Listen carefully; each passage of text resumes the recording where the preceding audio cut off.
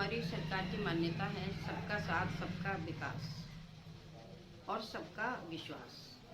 तो हम विश्वास जीतना चाहते हैं और विकास भी हो, साथ भी हो और विश्वास ना हो तो मैं समझती हूँ कि उपरोक्त दोनों चीज़ें अधूरी रहती हैं।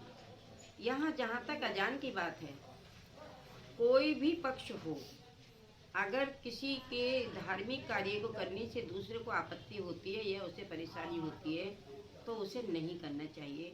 ये एक मानवता और इंसानियत भी कहती है। अगर अजान इस तरीके से होता है कि 5-5 लाउड स्पीकर लगा लेंगे और इस प्रकार से शोर शराबा होगा जो दूसरों की शांति भंग हो जाए तो ये गलत है और पुलिस उस पर प्रतिबंध लगाएगी और लगाना भी चाहिए।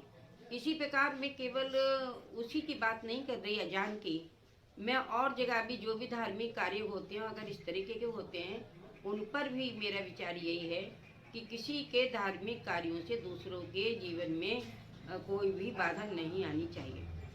जहाँ तक बुर्के की बात है, हमारी सरकार तो मुस्लिम महिलाओं के लिए बहुत कुछ कार्य कर रही है। सबसे बड़ा कार्य तो उन्होंने 3 तलाक के बारे में किया है कि जो महिलाओं का इस प्रकार से शारीरिक और मानसिक शोषण किया जाता था, उनके आत्मबल को और आत्मविश्वास के लिए गिराया जाता था, उसके लिए सरकार ने समाप्त कर दिया। जहाँ तक बुर्के की बात आती है कि बुर्के पहने ना पहने, ये उनके एक मजहब का मामला है, उनके एक इस्लाम का मामला है कि जो स्वतंत्र यहाँ पर लोकतंत्र में सबसे बड़ी चीज़ है स्वतंत्रता।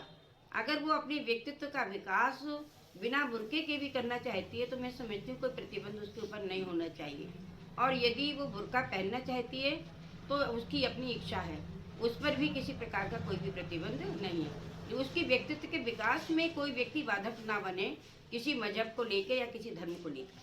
कई देशों में बुर्का प्रतिबंधित कर दिया गया है, जिसके बाद आपकी सरकार के लगातार कई सांसद विधायक ये मांग कर रहे हैं कि अपने देश में भी, खास करके यूपी में भी बुर्का प्रतिबंधित कर दिया गया है। ना ठीक है, कई देशों में बुर्का का प्रतिबंध कर दिया गया है, ये हमारे और आपके सबके संज्ञान में है। लेकिन जहाँ तक यहाँ की बात है, यहाँ तो सबको विश्वास में लेकर ही कोई भी कार्य किया जाएगा। अगर उसके